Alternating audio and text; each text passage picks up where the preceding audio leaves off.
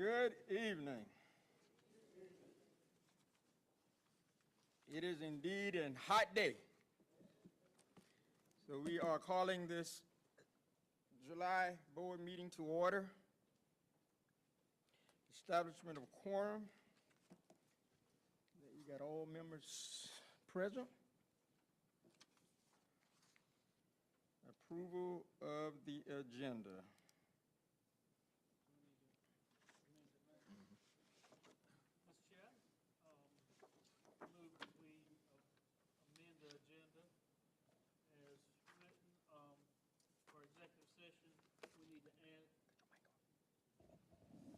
For executive session, we need to add letter D for legal advice option if the budget is not approved by county council.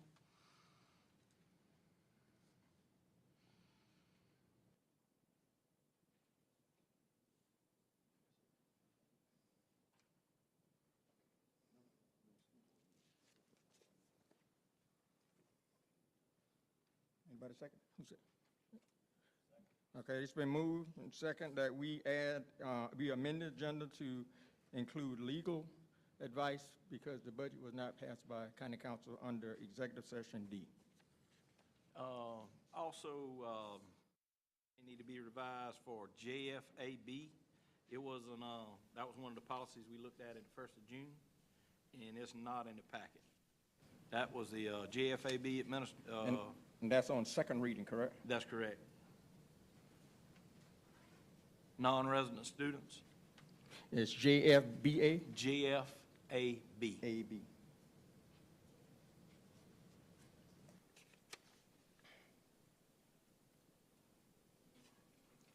All right. We also have been, I'm wondering, do I do it individually or separately?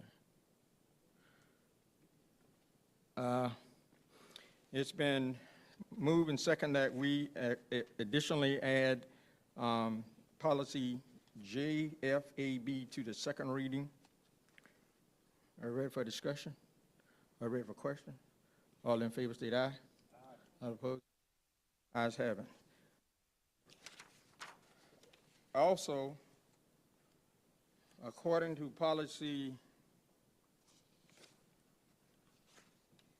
BEDBB, as the board with 2/3 vote can amend the agenda before the meeting begins, and that's the process we are beginning. There was an oversight when the superintendent and I were pulling the agenda together. Policy BD also requires the board the first Monday of every July to elect officers. So it's two thoughts when it was brought to my attention that we overlooked it. Two thoughts that came to mind is one, because the elections were in November, and then we did the office election in November, would that place July? But probably won't, I would think. You follow what I'm saying? Policy BD says that the officers, the board chair, the vice chair, secretary, and parliamentarian elected and sworn in annually at the board's organizational meeting on the first Monday of every July. So if we're going to accept the elections in November, then we won't follow this policy.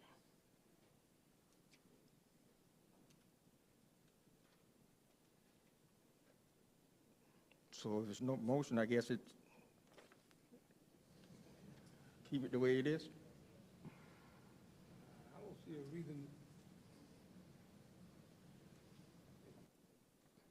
Well, Mr. Chair, it's like Playmate or something. I mean, the establishment has been set in order, and everything is by turn. So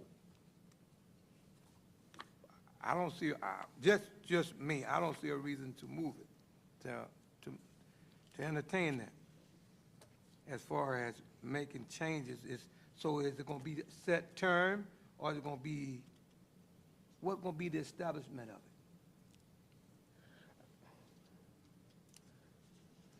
Yes, sir.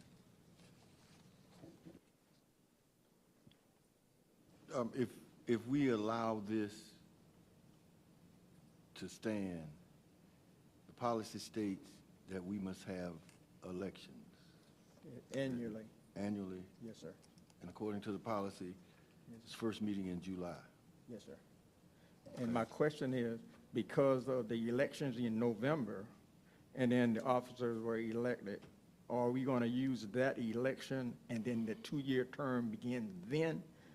Or do we stick to the first Monday in July according to the policy? It's up to the board. Well, I was under the impression Sir. that when the officers were elected in November, that it was supposed to last until this meeting. And at the July meeting, the first meeting of the fiscal year, then officers would be elected. So with, you being the policy guru, I think we should adhere to the policy.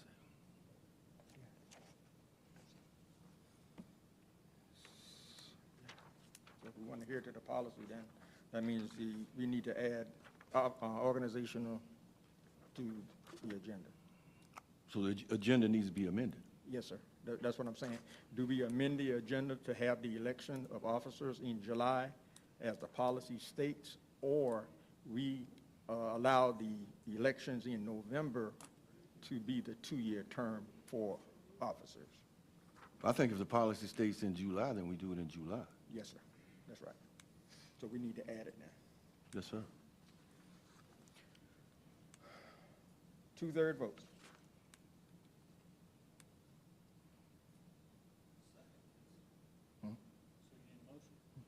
Yeah.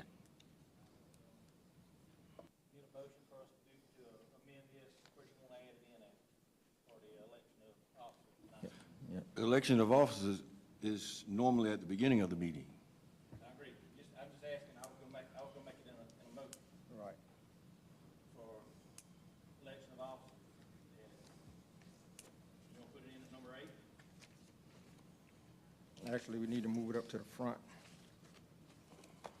That would be right after approval amendment. After media notification, after 6, number 6. So it's been moved and second. Now, I didn't make the motion. Mr. Hardy, are you making the I motion? was gonna make the motion, I just wasn't exactly sure where it needed to be at here. I was gonna try to. Okay, so, Mr. Chairman, we're going to place it after media notification? Am I correct?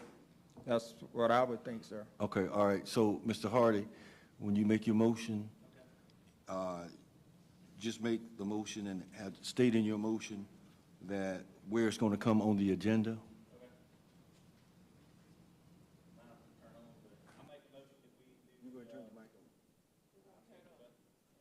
There it goes. I make the motion that we have elections tonight for our chair, vice chair, and it comes in on number 7 on the agenda. Would you include in your motion the other seats as well, parliamentarian secretary?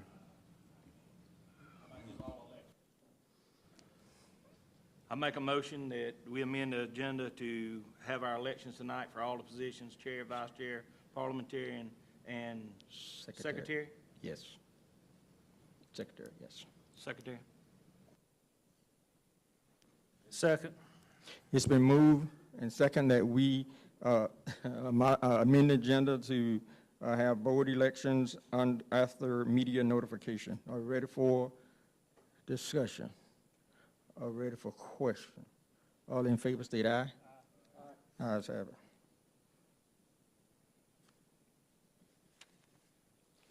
All right.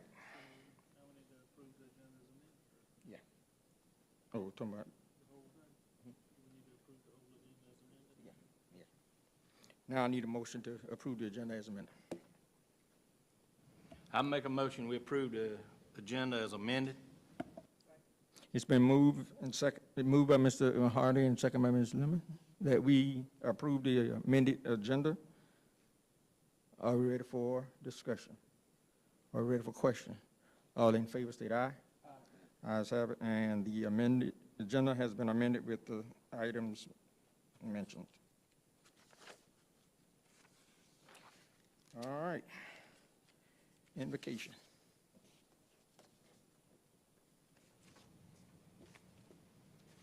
Let us pray. Precious Lord, our Father, dear Lord, as once again we come calling upon your holy and righteous name. Now, Lord, we come to you just as we are, because you made us and you know all about us. We come first, dear Lord, to say thank you. Lord, for we realize that in spite of what accomplishments we may think that we have accomplished, it would not have been possible if it had not been for you. So we want to say thank you. Lord, we know that within ourselves we find some strength, but yet we are weak. So we are leaning and depending on you. In spite of our aptitude, we are still ignorant. So Lord, we need you, your guidance, to teach us, show us, with the wisdom you have given those in days past and gone, that we will learn not to lean to our own understanding, dear Lord, but that as we go and do the duties of the seat for which we are sitting in, that it will be pleasing to your sight and blessings to your people. That as we carry out these duties, it will be without partiality, it will be without contentious, and it will be a thing that the whole county can smile upon. So tonight, we come to you, dear Lord, just open hands and heart, asking you to fill us. Bless those who are in attendance. Bless those who may be on their way to make it here. Have mercy upon their travels. And dear Lord, regardless to who is appointed where or elected where, Lord, give us all the strength to continue to look to the hill from which our help comes. That will let us know that no matter what we do, you are still in charge. So tonight, dear Lord, we just come to say thank you and ask if you would bless this meeting, bless this setting. And when it's all been said and done, we would like to hear you say, it is well with your behavior in conducting such an important matter. For Lord, in Jesus' name we pray, and our hearts say amen.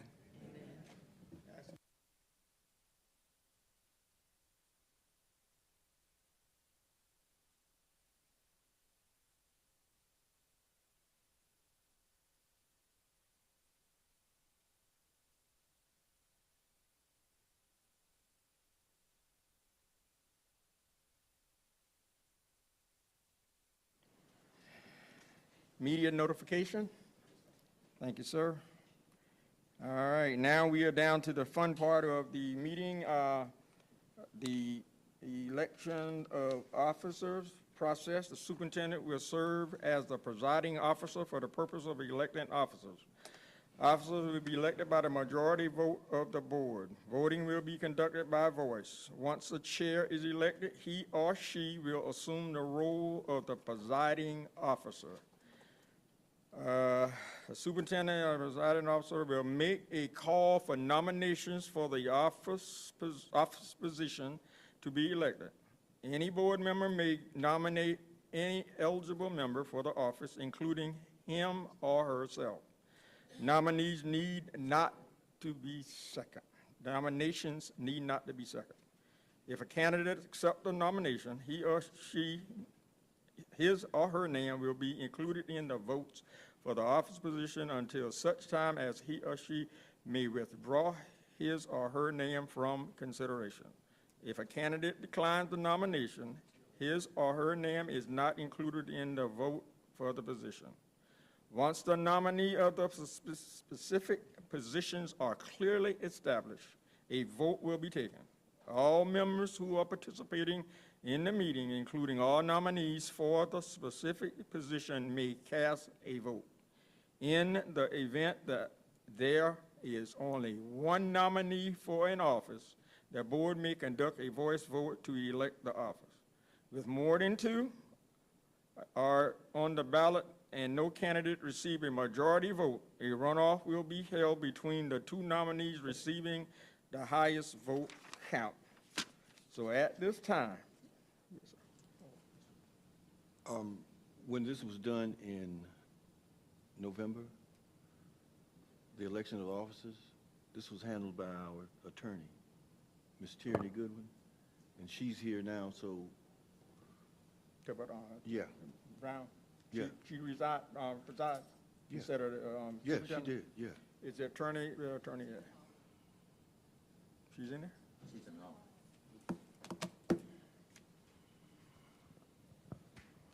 Thank you, Mr. Fleming. Thank you, sir.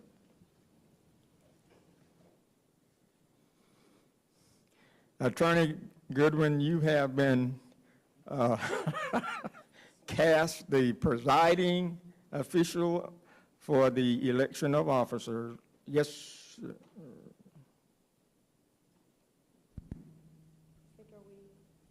but, yes, sir. What-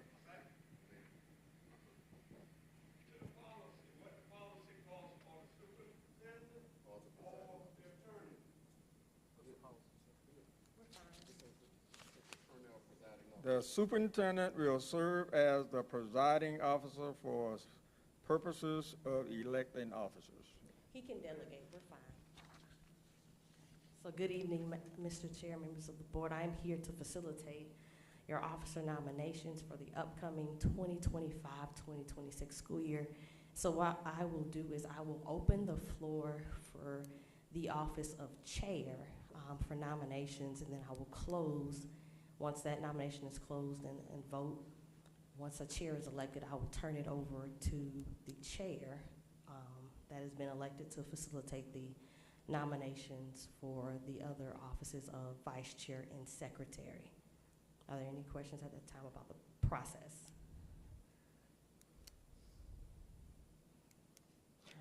Well, I didn't want this to be a long meeting, but do we need to modify our policy per se? Because by the policy, the superintendent is supposed to decide. So what do we do? Mr. Chair, I don't have a problem with presiding over this portion, but to stay consistent, we've always delegated that to the attorney, to the chair is elected, and then once the chair is elected, the chair then presides over the rest of the election. And so that's what we normally do. So I don't have a problem if that's what needs to be done, but that's just what we always do.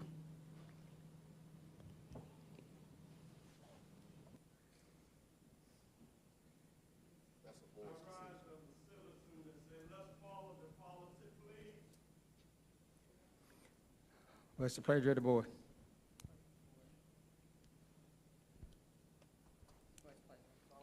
You let the attorney preside?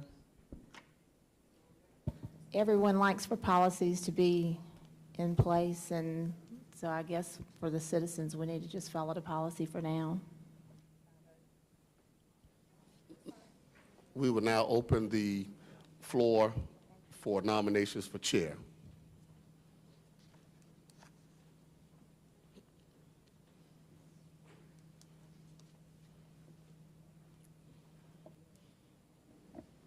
I nominate Mr. John Bonaparte for chairman. You have a nomination of Johnny Bonaparte and a second. Do we have any more? Hear none, I need a motion to close nominations. Dr. Johnson, I move that we close nominations. Need a second? It's been moved and second that we close nominations. Are y'all prepared to vote?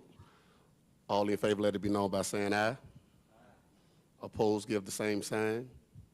I have it, hear none, so ordered. So now, Mr. Bonaparte, you were the only one, so now you assume the office of chair. Thank you, sir, Dr. Johnson. Now the office is open for vice chair.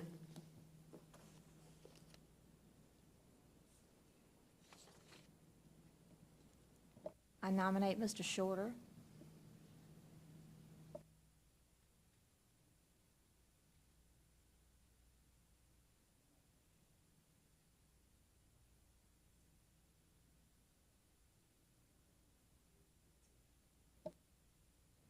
I move nominations are closed for vice chair.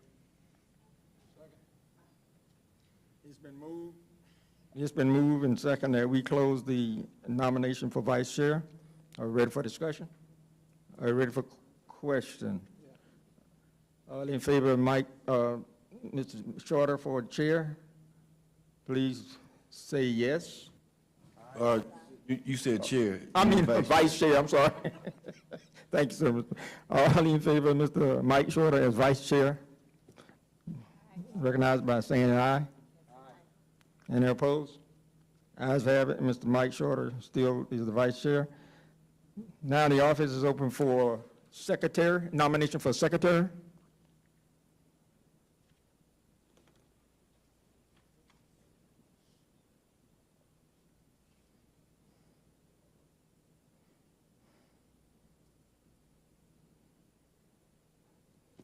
Make a motion that we do Kim Jones, secretary.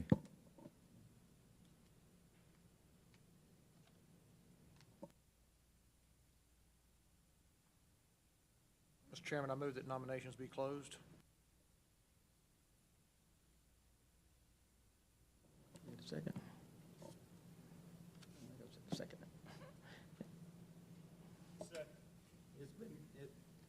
It's been moved and second that nomination come to a close on the nominee Kim Jones as secretary.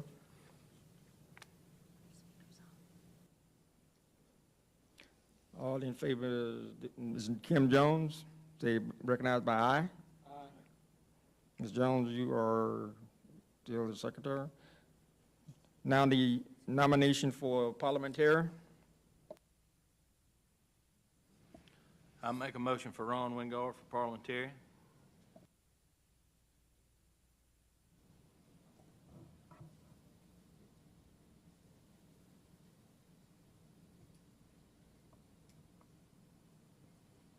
Mr. Chairman, I move that nominations be closed. Second. It's been moved and second that the nomination come close for parliamentarian on Mr. Ron Wingard. All in favor of Mr. Ron Wingard as parliamentarian, recognized by saying aye. Aye. Any opposed? Ayes have it. Mr. Wingard, you are the parliamentarian. Thank you so much. Now we are going to move. Now the officers for 25-26 school year, Chair John Bonaparte, Vice Chair Mr. Mike Shorter, Secretary Ms. Kim Jones, and Parliamentarian Mr. Ron Wingard. Thank you all.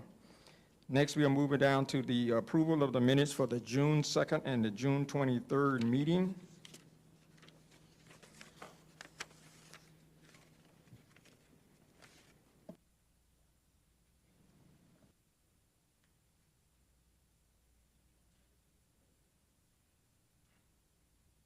Mr. Chairman, I move we approve the minutes for the June 2nd and 23rd meetings. Second. Wow. Yeah, about to say, it's been moved by Mr. Lance, second by Ms. Lemon, that we accept the June, or we approve the June 2nd and June 23rd meeting minutes. Are we ready for discussion? Are we ready for question? All in favor, state aye. Aye. The June 2nd and 23rd meeting minutes have been adopted. Now we are down to public participation. We have 3 participants tonight. Please adhere to the public participation guidelines. I think we've read them many times, so we understand what they expected. Appreciate it. First, we have Mr. Joseph Dingle.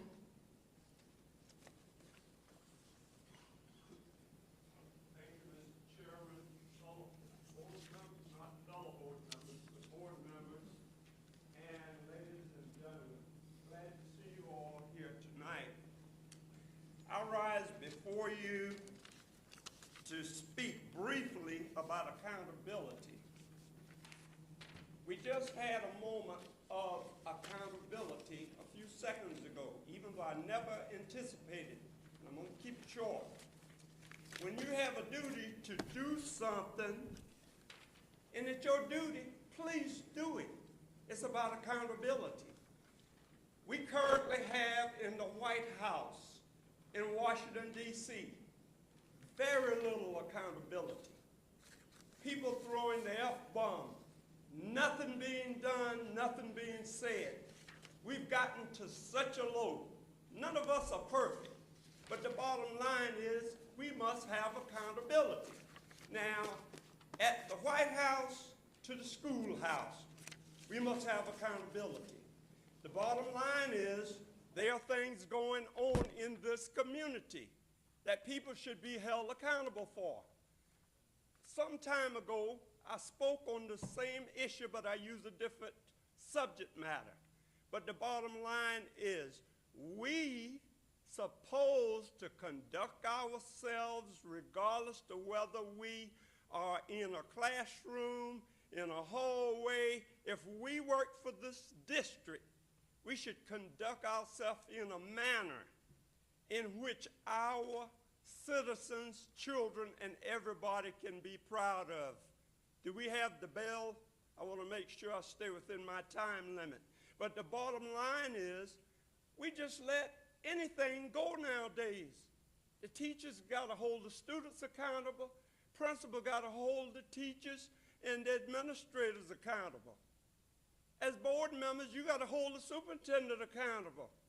Superintendent got to hold the people underneath him accountable. Don't care who it is, hold them accountable. If you're going to be an example for our children, be an example for our children.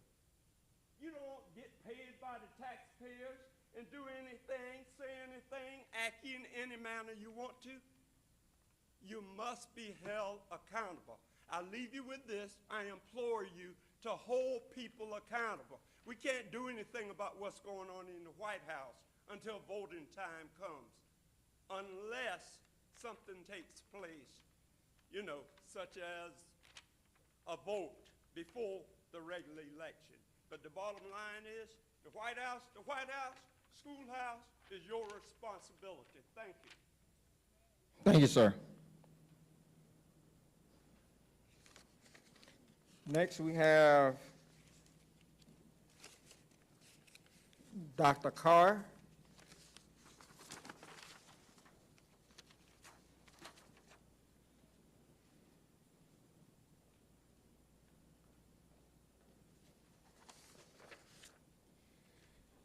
Good evening, Mr. Chair, board members, Dr. Sean Johnson.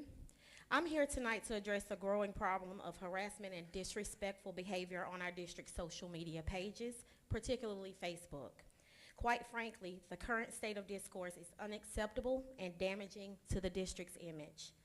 As Director of Communications, I've consulted with PIOs from other districts, and effective the 25-26 school year, we will be implementing strict social media guidelines to restore integrity and professionalism to our online presence. We cannot allow our platforms to be used to tear down the community we're trying to build. We preach social and internet responsibility to our students, and it's time we lead by example. These guidelines, coming soon, will clearly define what is and not acceptable behavior on our sites. We will no longer tolerate negativity, bullying, or harassment. We encourage productive dialogue, but anything else will be swiftly removed. Our students deserve better, and our community deserves a space free from toxicity. We will enforce these guidelines rigorously to ensure that our online platforms respect the positive values of our district. Thank you. Thank you, Dr. Carr.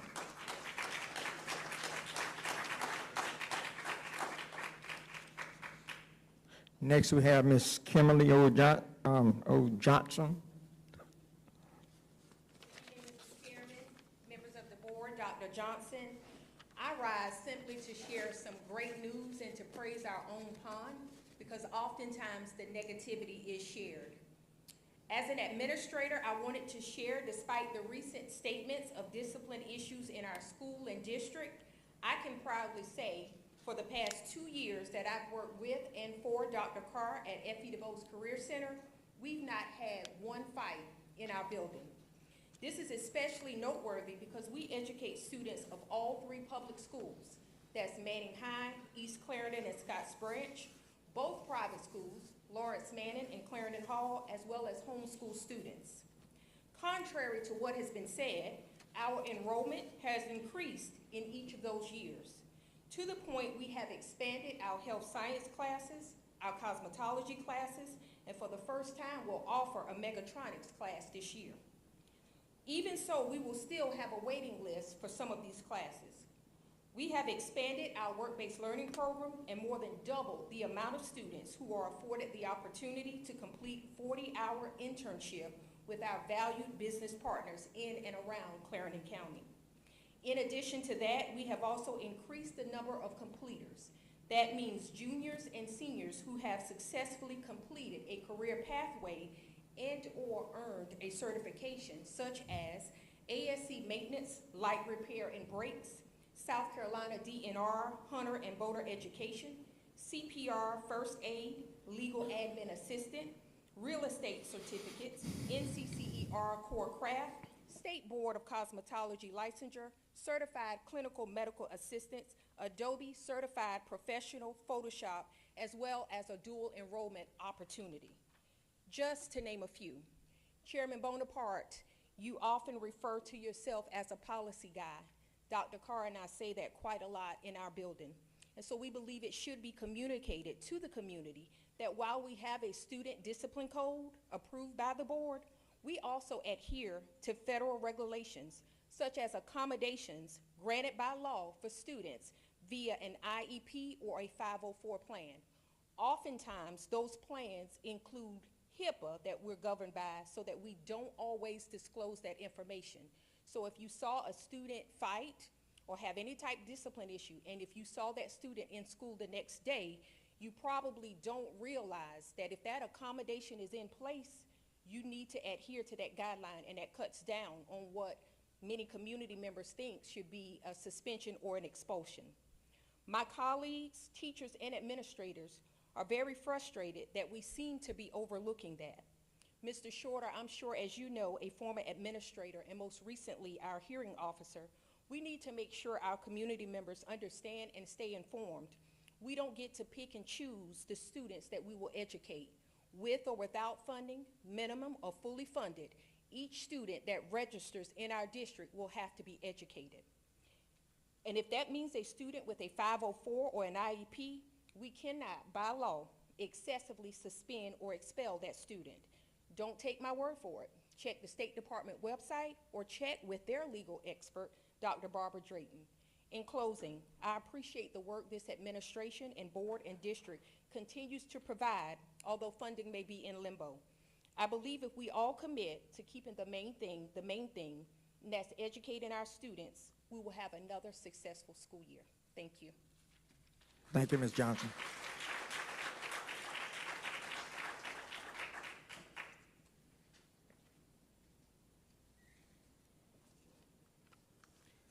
According to what I have been given, we have completed the public participation section of our meeting.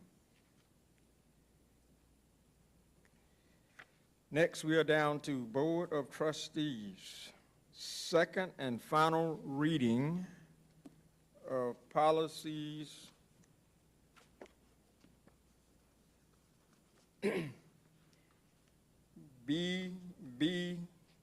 BC, board member resignation. Policy BD, board member removal from office. Policy BDD, funding proposal, grants and special projects. Policy EEA, student transportation. And Dr. Johnson, I don't know whether your director give you any feedback on any of that, you think? It's good as written. Okay. Policy EFE, competitive food sales vending machine. Policy GBAA, sexual harassment and retaliation staff. Policy GBAC, discrimination, harassment, and retaliation. And number 9 is CC, School District grievance form to be added to policy GBKA, on the website. The number 8 is just the actual procedure that we use to update our policies. So with that being stated, Mr. Chair, and policy JFAB. Policy JFAB. Thank you, Dr. Johnson and Mr. Wingard. Thank you so much. So what is the pleasure of the board members on the second reading? One thing that I would ask, that if there was something that you literally recognize that need to be updated or changed, I know you told me about it, and I try to make sure that I logged it down, but please just forward it to me so when we include it into the submittal to the School Board Association, it'll be correct. If you don't mind, please. Be good. Mr. Chairman, I move that we approve for second and final reading the policies listed on the agenda, including the one added JFAB. Second it. It's been moved and seconded that we approve the second reading of the policies just mentioned and the additional amended policy JFAB. Are we ready for discussion?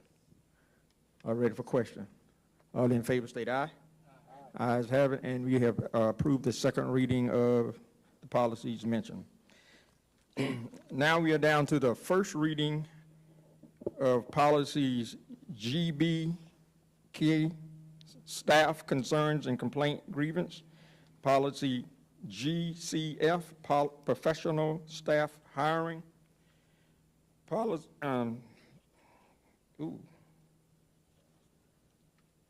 evaluation, policy JFABC, admission of transfer students, policy GDF, supporting staff hiring, policy GDBC, support staff supplemental pay overtime, policy GCQF, discipline, suspension, and dismissal of professional staff. And that is policy GCOA, evaluation of instructional staff. That's for the first reading. One thing I would mention, the policy committee met on 6/27, and what we came up with is for policy GBK, for the model policy, there was no changes that Clarendon County would recommend thus far, unless board members have recommendation that we want to include in first reading. Policy GCF, we're going to wordsmith it to include in-person or electronic interview. Policy GCOA, we're going to remove the charter school section because we don't have charter schools in our district. Policy GDBC, there were no recommended changes. Policy GDF, the change is the same as GCF. And policy JFABC, transfer students, we got to remove inter-district versus intra-district, so we're going to remove that.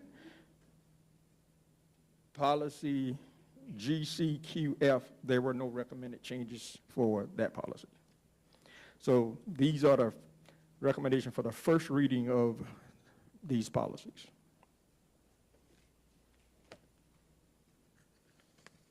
Mr. Chair, I move we accept first reading of listed policies on the agenda.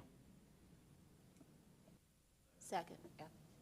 It's been moved and second that we approve the first reading of the mentioned policies I just read are. Are we ready for discussion? Are we ready for question? All in favor of the first reading, state aye. Aye. Any opposed?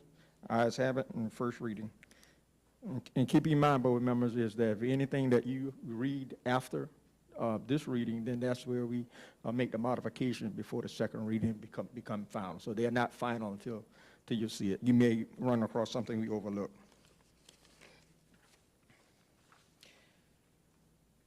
Okay, next we got on the agenda 25-26 goals development. What does that mean? That means we need to have a work session so that we can develop some goals for 25, 26. I know it's kind of late. We probably should have done this in June, but we were dealing with the budget, so I overlooked it, and I guess we overlooked it. But we need to come up with a date to have a work session so we can come up with the goals and objectives. And actually, the next item, number D, mid-year evaluation of the board and superintendent. We could all wrap that up in one session, maybe a half a day, and get this accomplished. So what I would like to do, I think the attorney provided us some sample instruments that we could utilize to do the evaluations, which I believe will be helpful for all of us.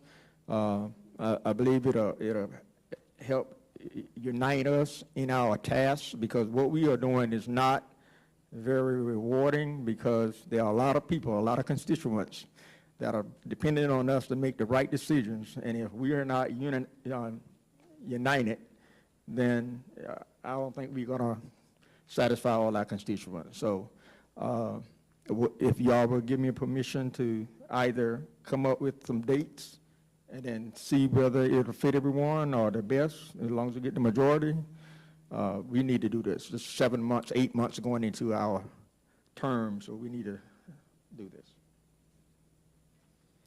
I make a motion that you come up with some dates and verify with each board member and see if we can attend. Okay, it's been moved and second that we'll come up with some dates, and what I'll do, I'll get with the legal to find out to make sure, and we need to do it in a pretty quick fashion, like 2 weeks. And we'll come up with some dates that we can meet and develop the goals and objectives, and then evaluate ourselves in the midterm for superintendent and for the board. Thank you, board members.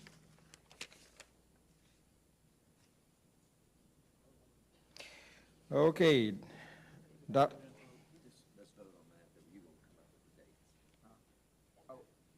I'm gonna come up with the dates, right?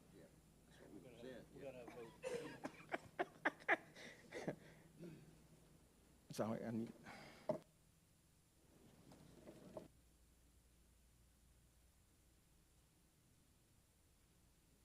Been moved that I be given a chance to make up some dates. It's been moved and second. Not ready for discussion. All in question? All in question. Are you ready for vote? All in favor, state aye. Aye. And opposed? Ayes have it. And I will come up with some dates pretty quick and get it to you all. Thank you, guys. Office of Superintendent. Am I right? Okay. Office Superintendent, Dr. Johnson. Good evening, Chairman Bonaparte, members of the board, Dr. Johnson. I'm here to present the May financial report. You've received those in your packet. The May revenue was $500,851.53 from local sources, and the year-to-date revenue from local sources was $14,783,029.48. State sources for the month was $2,320,461.75. Year-to-date was $26,785,354.14.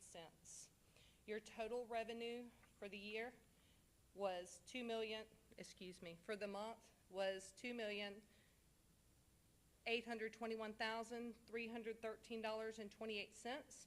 And for the year, it's $45,083,736.17. Any questions on the revenue?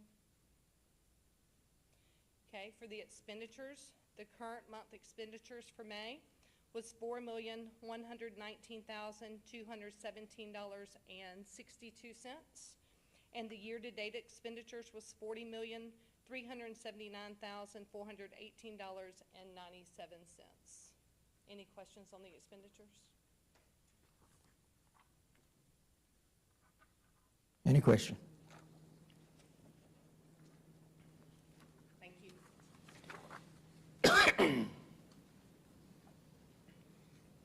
Mr. Chair, the next item, you need to read that continuing resolution aloud and give the board an opportunity to vote. Should I read it, right? Should I read it out, right? Yeah, that's what I'm saying, read it out, right? Give me a second.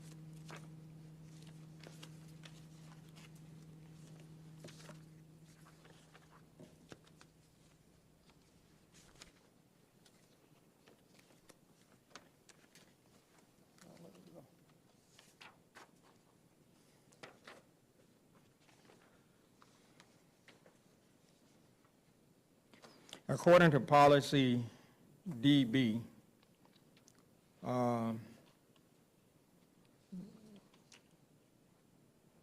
in case the budget does not receive approval by June 30th, the board will adopt a continuing resolution based on last year's budget until the budget can be approved. With that in mind, we had to formulate a resolution, and I need to read it to everyone so they'll see what it says. Continuing resolution to provide for the operation of the schools district until approval of the operating budget. Whereas the board policy DB provides in part that in case the budget does not receive approval by June 30th, the board will adopt a continuing resolution based on last year's budget until the budget can be approved.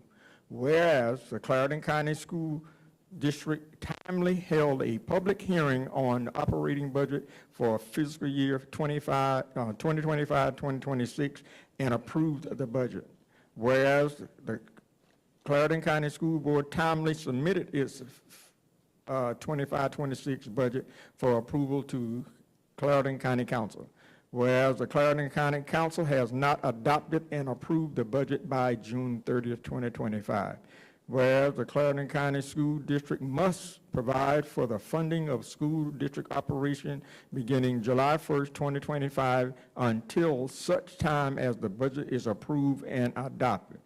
Now, therefore, it is resolved that the board directs that the fiscal year 24-25 budget in current form shall continue to govern and shall provide the legal authority for the receipts and expenditures of funds for the operations of the school district until the Clarendon County Council approve and adopts a budget for fiscal year 2025-2026. Nothing in this resolution constitutes a waiver of any of the board's legal status or authority relating to the budget, management, and control of Clarendon County School District. And we're going to adopt this today upon the vote of the board, and this is part of the policy that we are governed by. And keep in mind that this is, from a functional standpoint, that's why this resolution is done.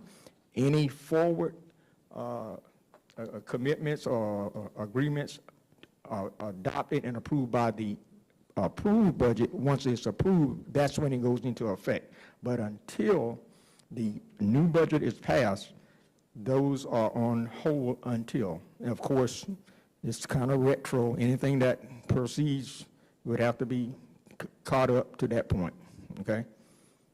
So I just want to make sure we're clear on that. It's not, no one going to lose anything. It'll be retro back to what it was supposed to be. So board members, I have read this resolution. What is the position of the board on this resolution?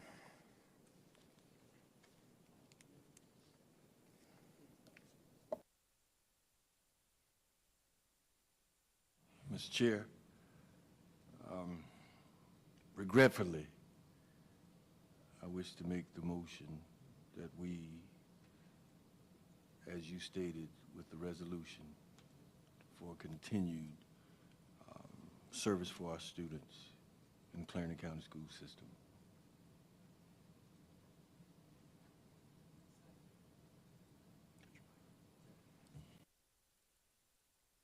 It's been moved by Mr. Fleming and second by Ms. Lemon that we adopt this resolution for operation for Clarendon County School District 25-26 until the new 25-26 budget is approved. All ready for discussion? All ready for question? All in favor state aye. Ayes have it, and I am signing the resolution. Mr. Chair, while you're doing that, I think the constituents need to understand that at the beginning of the budget process, the county chair, through the county administrator, requested a meeting with the board chair, myself, and the finance team, and we developed a calendar of how and when we need to have our budget done. And we did just that. We did our business, and I was only requested to be, through the county administrator, to be at the first reading of that budget at the county council. No other county council member has ever contacted me to ever be at the second or third reading, because we've done our due diligence on our side. Is then now up to the county to do what they do. And I just want the record to understand that it was agreed upon that even after we did our budget, that the negotiations between the school district and the county would take place with our board chair and vice chair and their chair and vice chair, never the superintendent. So I think the record needs to understand, I think the people need to understand that was the process that we agreed upon with the county. So after you go through the first, second read unanimously, I don't know what happened with the third reading. So I just want everybody to understand that.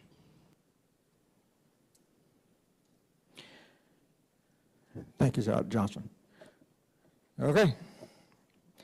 Now we are down to the fiscal year 22-23 audit report.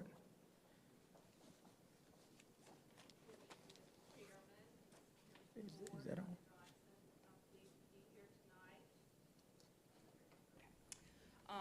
To briefly go over the June 30, 2023 financial statements and also provide an estimated timeline for getting the other 2 years completed.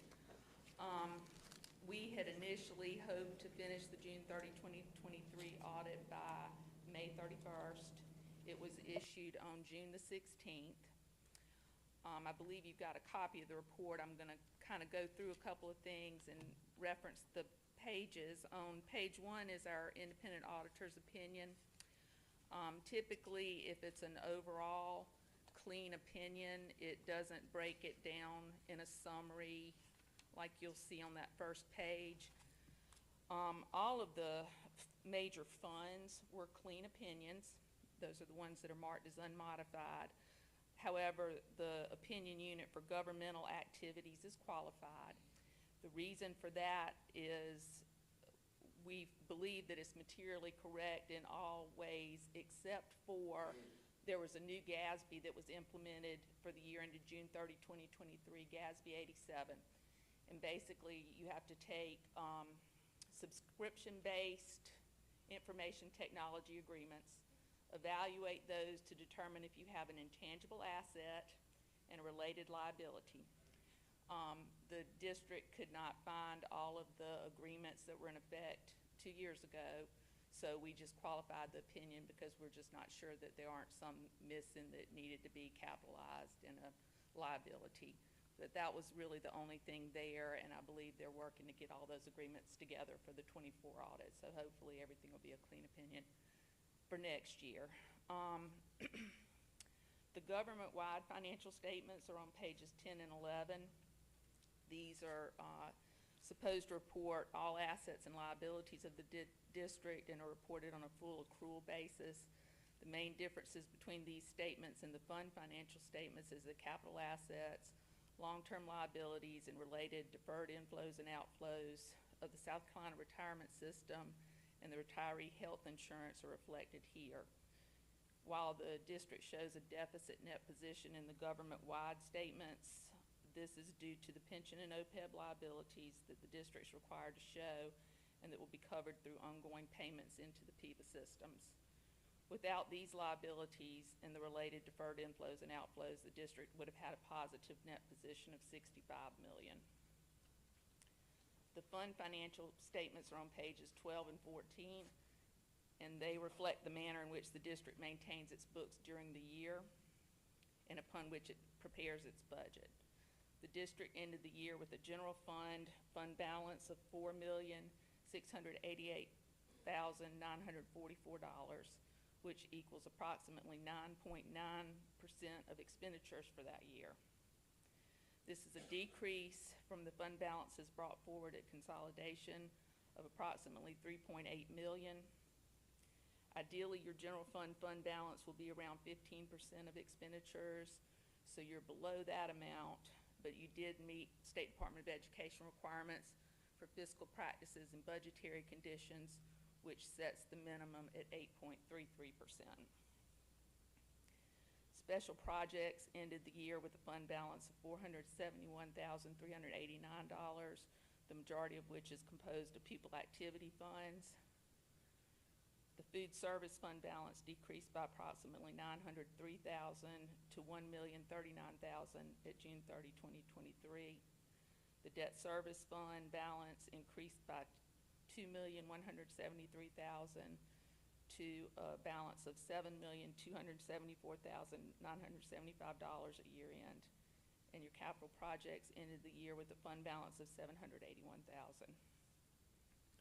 The single audit section of the report begins on page 85. The district expended $12.3 million in federal funds during the year.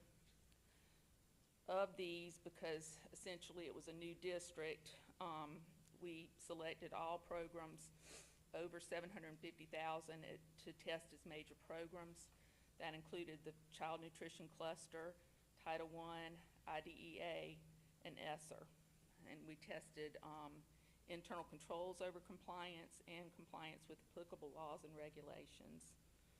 Of these programs, the Child Nutrition Cluster, IDEA, and ESSER all received a clean opinion on compliance. Title I's opinion on compliance was qualified, and this was due to one employee in our sample of payroll disbursements who did not have adequate documentation to support $7,385 of their salary being charged to this program. There were also several financial statement findings noted in the schedule of findings and question costs on pages 95 and 96. These include the fact that there were audit adjustments that we proposed that were material to the financial statements. We are required to report this as a finding if the district's trial balance, when presented for audit, requires any material adjustments to be fairly stated in the financial statements. There's also a finding related to the SABITA agreements that I'd mentioned earlier, which caused the qualified opinion. There were several bank accounts still open from the consolidating districts that had activity that had not been posted. It was activity early in the year. Those accounts have since been closed. And the last finding was just related to the district not meeting the Department of Education audit deadline. I will probably be in touch with Ms. Ridgway tomorrow to kind of tie down our dates, but we're hoping to start the June 30, 2024 audit in the next couple of weeks. I may even do some preliminary work this week. The goal for that is still the end of August to finish that, and then we should be on track to pick up 25 and have it done on time. I'll be glad to try to answer any questions you have. Any question, board members? All I can say is that I'm glad to see this packet. I'm glad you have it. I'll be glad when I get it caught up too. So. But if I got questions, I can call you, right? Absolutely. Thank you. Absolutely. Appreciate it. Ms. Ridgway can let you know how to get in touch. Would you please, once again, reiterate what you mentioned about the balance and the percentage of it, and also the purpose of the fund balance? Okay, well, the fund balance basically gives you cushion going into the next year before your tax money starts coming in.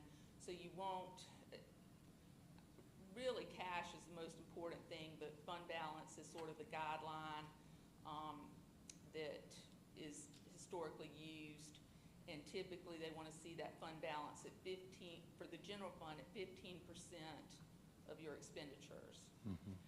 At the end of June of 2023, it was at 9.9%.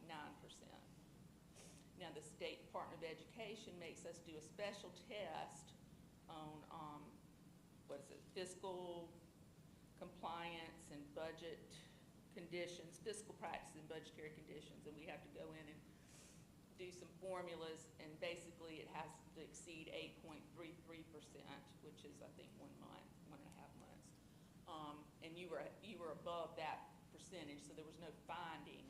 It's just, I think you're a little bit lower in this year than you would want to be. And I think that was expected. Well, this is the first year. I haven't actually seen the numbers for '24 yet. You may be able to speak to that. I was going to tell them, due to consolidation, without getting in the weeds, that the new district only received $3 million from the state to consolidate, whereas Clarendon 4 received about $10 million to consolidate, somewhere in that number. And so when we consolidated, the State Department didn't have all of the money accounted for in Clarendon 4's consolidation. So we had to take money from 2 and the $3 million from the state to make sure we take care of the bills and stuff from the bills that were still coming in from Clarendon 4.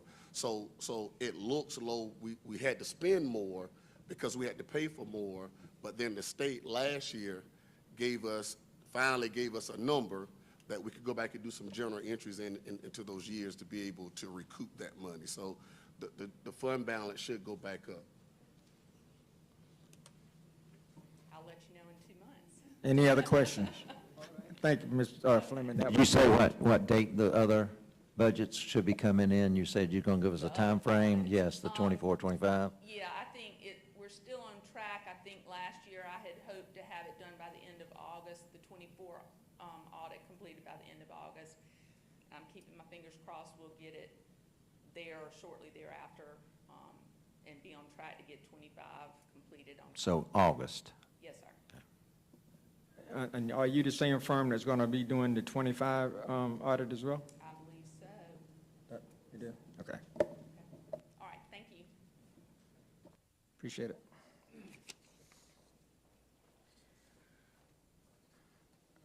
Okay. Officer Personnel. Good evening, Mr. Board Chair, members of the board, and Dr. Johnson. This evening, I just wanted to highlight a few things that you have in your board packet. The first thing, the HR department has been very busy with processing recommendations for hire for the new school year and completing that new hire process. With this, we closely work with leaders and in the schools and departments to make the hiring process smooth and quick. We also check credentials for new hires, we do background checks, and we also ensure that policies are followed. And our main focus, though, for new employees is we want them to feel welcomed and supported from their very first day. Another thing we've been doing is reviewing our exit surveys for ones who left in the 24-25 school year. This is to prepare us for Sarah's 2025 Supply and Demand Survey. For those who don't know Sarah stands for the Center of Educator, Recruitment, Retention, and Advancement. So our district is one of the districts in the state that receives Rural Recruitment Initiative funds. So each year, the district completes Sarah's Supply and Demand Survey, to which we use our exit surveys to help us accurately report to Sarah the ones who have left the district. Sarah uses this information to create a report for retention and turnover, which they will then publish on their website. Of course, we also use our exit surveys to improve staff retention and to plan better for our future. Another thing we've been working on is renewing educator certificates. Most educators, their certificates are on a 5-year renewal cycle. So at the end of 5 years, they have to have the renewal credits to have their certificates renewed. So we have worked with our educators to help them and guide them through these requirements and the deadlines with the State Department. We want to be sure that this is done smoothly, and we want to be able to help our educators who need that help. The last thing that we've been doing is working on an HR audit to access and address departmental needs. We always want to do our best to do any improvements that we may need in our department, because we always want to better support our staff that aligns with our district goals. Any questions for me? Have we hired everybody we need to start school yet, or are we still lacking? For certified staff, we have approximately 5 vacancies left. Anything else? Any more questions? Thank you. Thank you.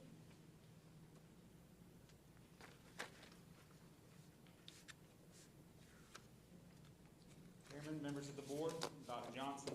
I've been very busy this summer with, it doesn't seem like a lot for my facilities reports, between keeping our schools clean, getting our schools prepared for this coming school year, as well as the Walker Gamble build project that has taken most of my time this summer, making sure that our custodians have the resources they need to continue to move forward with keeping the buildings clean for health, safety, and just general appearance of the buildings. And so far, we've been very successful at that.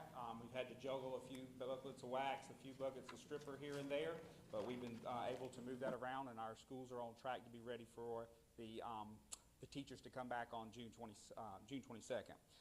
The Walker Gamble project, I like to emphasize this with its construction. You never know, but we are on project. We are on task. We are looking at our final inspection to happen on July 18th, 2025. So what that means, if third party is going through with that inspection, as long as third party approves that everything is up to task and where it's supposed to be, we will be turned over to the building. That does not mean there won't be some minor tasks that won't still be being done by Thompson Turner, but it will mean that we'll be open for the 25-26 school year. So that 7-18 is a big inspection. We also tomorrow have a meeting tomorrow afternoon with the Thompson Turner team to gather some more information, to make sure that from the district side everything we need to do is being done, and to also make sure that everything from their perspective is being done. They have been working 7 days a week, and they're trying to get this taken care of for us to be open on August 4th for our students. If you've gone by there, on the outside, you probably don't see a lot happening, but on the inside, it is changing every single day.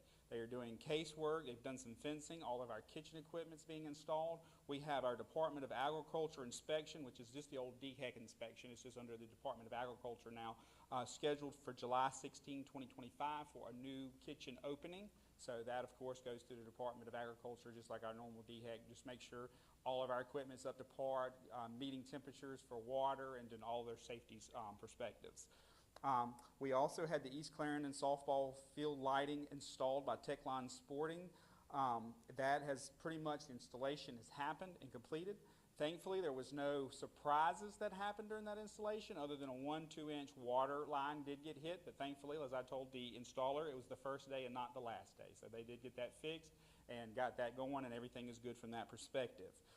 Techline representatives are going to come and make sure that it matches the engineer's drawing. Of course, when they put this lighting design together, it's supposed to meet certain foot candles in all areas of the field, so they have to come and just make sure that all of those requirements that was drawn by the engineer are met up, and that's to be expected to be done in the next week or so. And once that is done, we, of course, will have training and everything on that, just to make sure the lighting is turned on. It is a Wi-Fi based type lighting where you can turn it on without having to go to the switch. You can use a Wi-Fi. They did have a cellular type service that you could use. We decided that really wasn't needed for our district, and it was just one of those expensive. We already had Wi-Fi there, and the Wi-Fi one was no extra cost, so it was just went ahead and associated with the purchase of the equipment. So that's moving forward. Adult education, we had that marquee sign installed with usually during the month of June, operations tries to go back on spending just because we're getting close to the end of our financial year, our fiscal year. So, of course, we've got to provide a meter base for Duke Power to hook to for that. If you had gone by that Turbyville adult education, we just haven't put the meter box on there yet for Duke to hook up to it. That's because we were waiting until the new budget year for us to start moving forward and just working on emergencies and things such as that. Any questions, concerns, or anything else I can help address? You stated that there may still be some minor stuff. do we have a backup plan in case the minor stuff become major? Yes, sir. Basically, the plan is if we do not get that final inspection on the 18th, then we probably will not go into the Walker Gamble until December of January of 26. But when I'm saying minor things, it's usually touch-up items such as paint corrections and things such as that they're going in. Now, this final inspection is a big inspection. It's above the ceiling type inspection, fire safety, and all that type of thing. So if we don't pass that inspection, it really just depends on what the findings are, whether we will have time to do corrections or not. A lot of times in third-party inspections, if it's nothing major, because of course in this type of inspection, you'll also have to have state and local fire marshals there and pass their things. It's a kind of a stringent, it's done more on a life safety type inspection and stuff such as that. So of course that's the type of items we try to stay in front of anyway, not those little small things that kind of get you. So we expect it to pass that, but of course that's a third-party decision. It's not my decision. It's not Thompson Turner's decision. It's actually a Bowman company, third party that the district hired to do those inspections and make things are done properly. All right, thank you. Any more questions? You feel good about it, Mr. Davis, about the project? As good as I can. I've learned to never get too excited in construction, but so far I do feel like we're on path. I feel comfortable with where we are, but I've learned that I've stuck my foot in my mouth too many times to say, yeah, we're good. So we'll see where we stand. But I do feel very positive towards this. Good, good.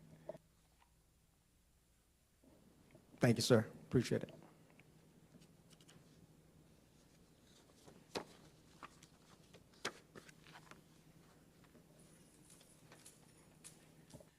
Good evening, Chairman of the Board, board members, Dr. Johnson.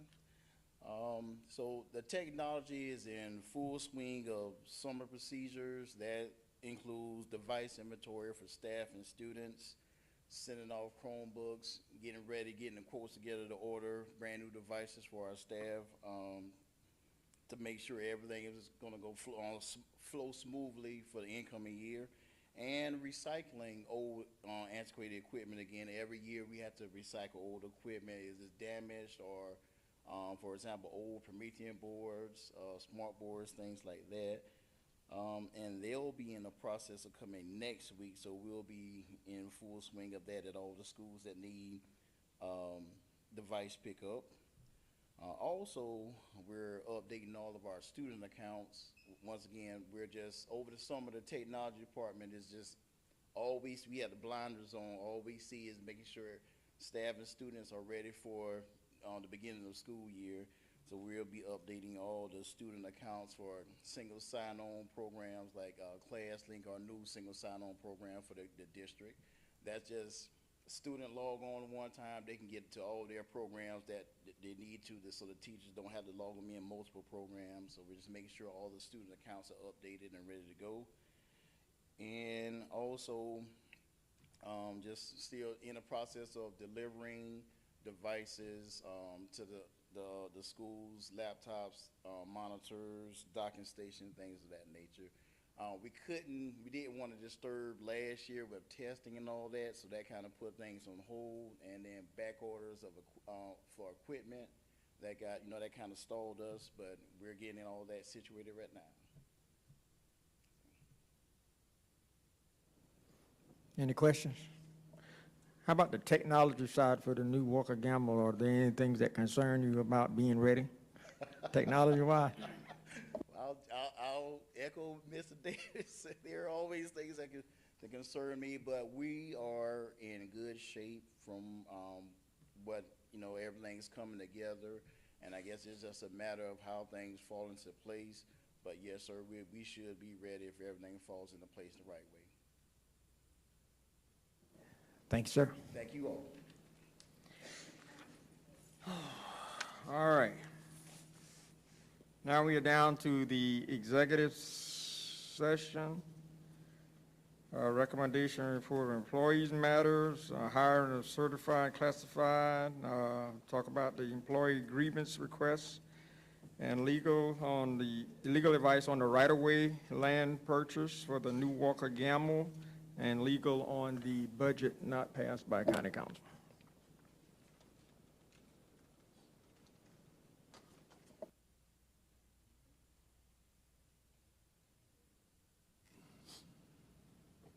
I make a motion, we go to executive session. Mr. Vice Chair, would you please restate the items that we're going into executive session to discuss? Yeah.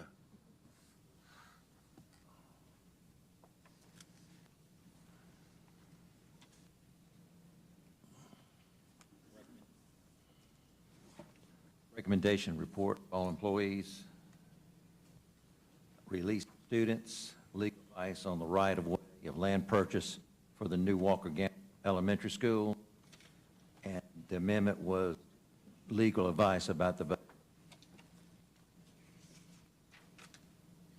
Is there anything else? Your mic went out on the last part of that one. Or the- Legal advice about the budget. Amend that. And employee matters? Employee grievance? Okay. And employment grievance, that's. I'll second that. It's been moved and second that we go into executive session for recommendation employee matters, release of students, legal advice on the right-of-way, legal on the budget, hiring certified, and employee grievance requests. Are we ready for discussion? Are we ready for question? All in favor to be excused for executive sessions by saying aye? We are in executive session, so please, citizens, we'll be back.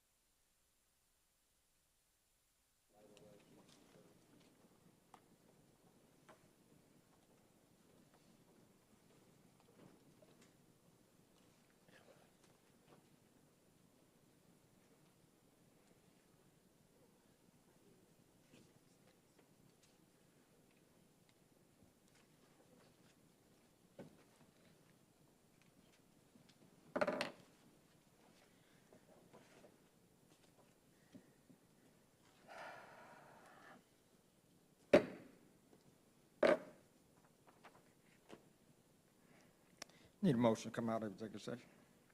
Mr. Chair, I move we come out of executive session. It's been moved and seconded that we come out of executive session. Are we ready for discussion? Are we ready for question? All in favor state aye. We are now back in open session. Thank you, citizens, for waiting. Possible recommendation, action from items from executive session? Mr. Chair, I move we accept the superintendent's recommendation on employee matters. It's been moved and second. Mr. Wingard and Ms. Lemon, we approve the superintendent recommendation on the employee matters. Are we ready for discussion? Are we ready for question? All in favor state aye. Ayes have it. Approved. Dr. Johnson.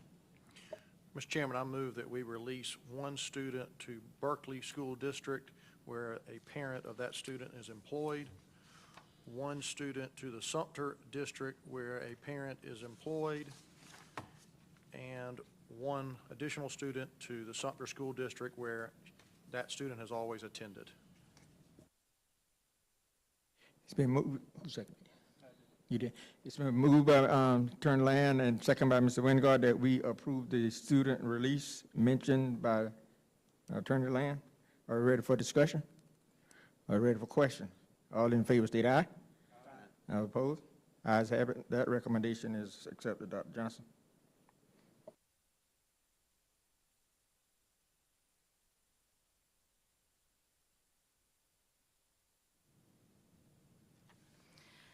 I move that the board approves the purchase amount of the right-of-way for Walker Gamble Elementary School as recommended by Collins as discussed in executive session. It's been moved and second that we approve the right-of-way land purchase for the new Walker Gamble School. Are we ready for discussion?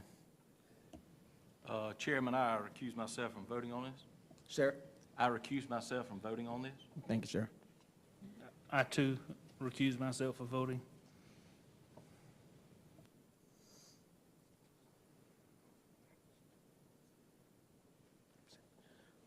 Are we ready for discussion? Are we ready for question? All in favor state aye. Let it be known that 7 voted to recuse themselves. Thank you, sir. Oh, thank you, board. Two, Next. Mr. Chair. Two recused. 2, 7 approved and 2 recused. yeah, 2 refused. Yeah, correct. 7 approved, 2 refused. Recused. Thank you, sir. All right. On the budget.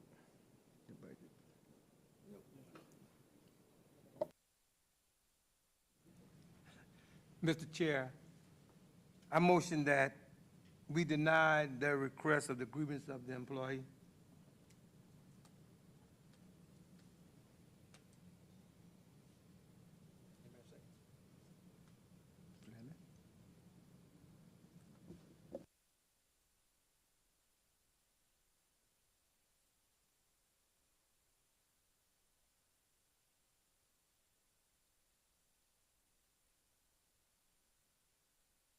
Do we have a second for the denial of the grievance?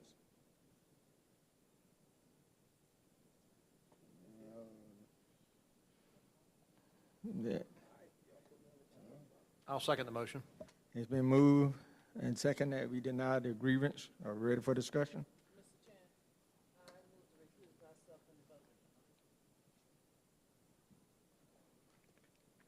Are we ready for discussion? Are we ready for question? All in favor state aye. Any opposed?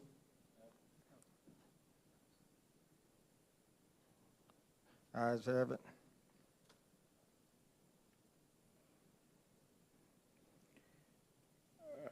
I think that's it. And Dr. Board comments.